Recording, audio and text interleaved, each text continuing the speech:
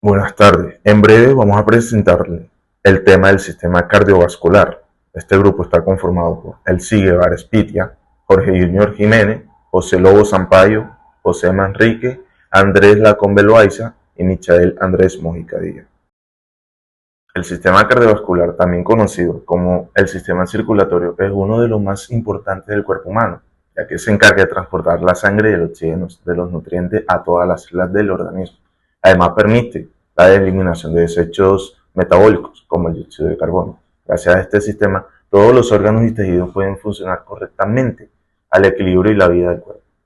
¿Qué es el sistema cardiovascular y cuáles son sus funciones? Tengamos en cuenta que el sistema cardiovascular es una red fundamental para que el corazón y los vasos sanguíneos y la sangre funcionen principalmente en la circulación constante de la sangre, en todo el organismo, obviamente. Entre sus funciones más importantes se encuentra el transporte de oxígeno y nutrientes hacia las células del cuerpo, eliminación y desechos como el dióxido de carbono y otras sustancias tóxicas, en la regulación de la temperatura corporal mediante la distribución de calor y defensa del organismo, ya que transporta células inmunológicas. También está en el transporte de las hormonas que regulan diversas funciones corporales. Componente del sistema cardiovascular. Vasos sanguíneos son conductos por donde circula la sangre. Forman una red cerrada que conecta el cuerpo. Se clasifica en tres tipos principales. Arterias, transporta la sangre del corazón hacia los órganos y tejidos. Venas, lleva la sangre de regreso al corazón. Capilares, son vasos muy delgados donde ocurre el intercambio del oxígeno y nutrientes de desechos entre la sangre y las células. Posteriormente, la sangre es un fluido vital que circula por todo el cuerpo. Está compuesta por plasma, que es parte líquida, glóbulos rojos, transporta el oxígeno, glóbulos blancos, defiende el cuerpo de infecciones y plaquetas, que ayudan a la coagulación. Su función es distribuir los elementos necesarios para la vida y recoger todos los desechos. Ahora, el corazón es el órgano principal del sistema cardiovascular. Actúa como una bomba que impulsa la sangre a través de los vasos sanguíneos. Está formado por 4 cavidades: aurículas, ventrículos. El corazón trabaja de manera rítmica en un conjunto constante de relajación. Buenas a todos, mi nombre es Elsie Guevara y en el día de hoy yo les voy a estar hablando acerca del sistema cardiovascular, que está conformado por el corazón, la sangre y los vasos sanguíneos. Y me voy a estar enfocando específicamente en la anatomía del corazón. Aquí en esta imagen vemos que el sistema cardiovascular se compone por dos circuitos. Primero tenemos la circulación menor o pulmonar, que es la encargada de realizar el intercambio gaseoso en los pulmones para luego devolver la sangre al corazón y realizar el circuito mayor o sistémico. Ahora les voy a estar explicando las partes anatómicas más importantes del corazón y explicándoles este recorrido. Iniciamos con la vena cava superior y la vena cava inferior, que estas llegan a la aurícula derecha, que es esta que vemos aquí. Específicamente, la vena cava superior lleva sangre de la parte superior de nuestro cuerpo y la vena cava inferior de la parte inferior de nuestro cuerpo. Luego de que esta sangre pobre en oxígeno ingrese a la aurícula derecha, esta sangre es llevada a través de la válvula tricúspide, como observamos en la imagen, al ventrículo derecho. Luego, esta sangre pobre en oxígeno es impulsada a través de la válvula pulmonar hacia la arteria pulmonar izquierda y derecha para realizar un intercambio, es decir, liberar dióxido de carbono y recoger oxígeno.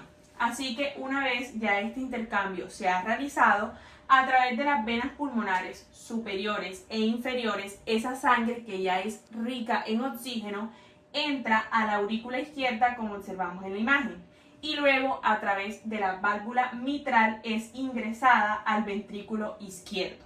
Luego esa sangre a través de la válvula aórtica pasa a la aorta, donde esta es encargada de llevar esa sangre rica en oxígeno a todos los tejidos de nuestro cuerpo. Ahora continuamos con la pared del corazón, también llamada pared cardíaca. Esta está conformada por 3 capas, que son el epicardio, como lo vemos aquí, es la capa más externa del corazón. El miocardio es la capa más importante y es el músculo encargado de realizar la contracción. Y tenemos el endocardio, que es la capa más interna encargada de recubrir las válvulas y las estructuras cardíacas. Como podemos observar en la siguiente imagen, la pared del corazón es la encargada, por decirlo así, de recubrir todo el corazón en general. Aquí podemos observar un video donde nos muestra la circulación mayor y la circulación menor. Y podemos concluir que el sistema cardiovascular es el encargado de llevar oxígeno, nutrientes y recoger los productos de desecho. Muchas gracias. Bueno, yo estaré hablando acerca de los vasos sanguíneos del sistema cardiovascular. El sistema cardiovascular está formado por el corazón, la sangre y los vasos sanguíneos. Los vasos sanguíneos son los conductos por donde circula la sangre a través de todo el cuerpo. Su función principal es transportar oxígeno, nutrientes y hormonas hacia los tejidos y al mismo tiempo llevar los desechos y el dióxido de carbono de regreso para ser eliminados. Existen tres tipos principales de vasos sanguíneos: las arterias, los capilares y las venas. Cada uno cumple una función diferente, pero todos trabajan juntos para mantener la circulación de la sangre. Las arterias son las venas que llevan la sangre desde el corazón hacia los órganos y tejidos.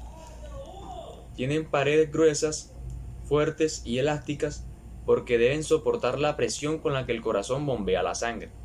Esa elasticidad les permite expandirse y contraerse con cada latido del corazón. Las arterias están formadas por tres capas: la íntima, que está en contacto con la sangre; la media, compuesta por músculo liso y fibras elásticas; y la adventicia, que es la capa externa de tejido conectivo. La mayoría de las arterias transportan sangre rica en oxígeno, excepto la arteria pulmonar, que lleva sangre con poco oxígeno hacia los pulmones. De las arterias surgen ramas más pequeñas llamadas arteriolas, que controlan la cantidad de sangre que llegan a los capilares. Los capilares son los vasos sanguíneos más delgados y pequeños del cuerpo. Su pared está formada por una sola capa de células, lo que permite el intercambio de gases y nutrientes y desechos entre la sangre y las células. En los capilares ocurre algo fundamental: el oxígeno y los nutrientes pasan de la sangre a los tejidos, y el dióxido de carbono y los desechos pasan de los tejidos a la sangre. La sangre se mueve muy lentamente dentro de los capilares para que este intercambio se realice de forma efectiva. Estos tres tipos de capilares: los continuos, presentes en los músculos y el cerebro; los fenestrados, con pequeños poros en órganos como el riñón y el intestino; y los sinusoides, más abiertos en el hígado y el vaso, que permiten el paso de moléculas grandes. Las venas, por último, son los vasos que llevan la sangre de regreso al corazón. Tienen paredes más delgadas y menos elásticas, ya que la sangre circula a menor presión.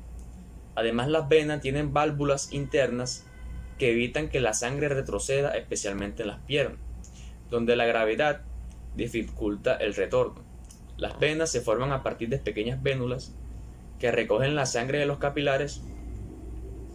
A medida que se unen, forman venas más grandes hasta llegar al corazón.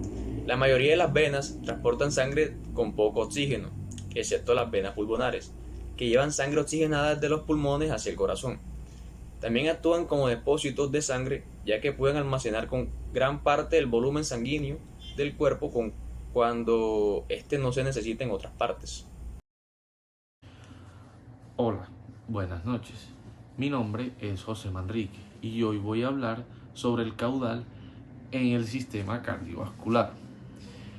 Cuando hablamos del caudal, nos referimos, por decirlo así, a la cantidad de sangre que pasa por un vaso sanguíneo en un tiempo determinado. En otras palabras, es el flujo de sangre y suele ser medido y se suele medir en mililitros o litros por minuto. El caudal es fundamental porque determina cuánta sangre llega a los tejidos y órganos. Si el caudal es adecuado, las células reciben el oxígeno y los nutrientes que necesitan. Pero si el caudal disminuye o aumenta demasiado, el cuerpo puede tener problemas para mantener su equilibrio. El caudal depende principalmente de dos factores. Uno es la diferencia de presión entre dos puntos del vaso y la otra es la resistencia que ofrece el vaso al paso de la sangre. Cuanto mayor es, por decirlo así, la presión en el corazón o en las arterias, mayor será el impulso de la sangre. En cambio, si los vasos están estrechos o rígidos, va a aumentar la resistencia y el caudal pues va a disminuir. Por eso el cuerpo tiene mecanismos para regular el caudal constantemente. El primero sería que el corazón puede latir más rápido o más fuerte. Y el segundo, que los vasos pueden dilatarse o contraerse, y así se ajustaría el flujo según las necesidades de cada órgano. Por ponerles un ejemplo, durante el ejercicio físico el caudal hacia los músculos aumenta demasiado, mientras que en reposo disminuye para mantener la energía. En resumen, el caudal sanguíneo es la medida del flujo de sangre que circula por el sistema cardiovascular y es esencial para que todo el organismo funcione correctamente. Muchísimas gracias. Bueno, ahora mi persona Andrés Felipe Lacombe Loaiza le va a hablar de los tipos de caudal. Bueno, los tipos de caudal varían dependiendo de su sistema de medición. ¿A qué me refiero con esto? Que dependiendo en cómo medimos el caudal se van a clasificar. Un ejemplo de esto sería el caudal volumétrico y el caudal másico. El volumétrico es este que nos habla de la cantidad de líquido que ingresa por el caudal, y el caudal másico nos habla de, como su nombre lo dice, la cantidad de masa de sólido que ingresa por el caudal. Luego de esto también tenemos los de temporalidad. Está el caudal permanente, que como su nombre lo indica, es cuando el caudal se permanece constante, siempre está en uso. Luego está el caudal efímero, que es el caudal que, por ejemplo, no es constante. Y por último está, en estos hablando de tiempo, el caudal nulo, por decirlo así, que es otro tipo de caudal, que es cuando este caudal nunca se presenta. Aparte de esto, también hay otros tipos de caudal. Por ejemplo, el caudal máximo, que es básicamente el momento máximo donde más ingresa en el caudal. Si estamos hablando, por ejemplo, de líquido, el momento en el que el caudal pasa la mayor cantidad de líquido posible. Está el mínimo, que como su nombre lo indica, es el momento mínimo en el que menos líquido, por decirlo así, o a veces no pasa líquido por el caudal. Y por último está el tipo de caudal medio, que es el momento en el promedio, por lo normal, o sea, lo que normalmente entra por ese caudal. Y bueno, estos serían los tipos de caudal. Bueno, yo soy Jorge Jiménez, de estar hablando del número de Reynolds.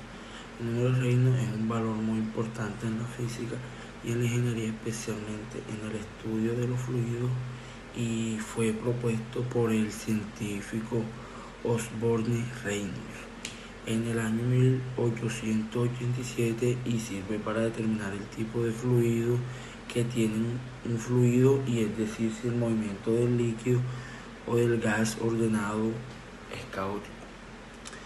En palabras simples, el número de Reynolds se compara con dos fuerzas que actúan en un fluido por lado de las fuerzas inerciales que hacen que el fluido se mueva viscosamente, y esto hace que se opongan al movimiento, dependiendo de cuál de estas fuerzas predomine en el flujo y pueda comportarse de diferente manera. En conclusión, podemos decir que el número de Reynolds nos ayuda a entender y predecir el comportamiento de los fluidos en diferentes situaciones, como el movimiento del aire, el paso del agua por una tubería o incluso la sangre circulando por nuestras arterias.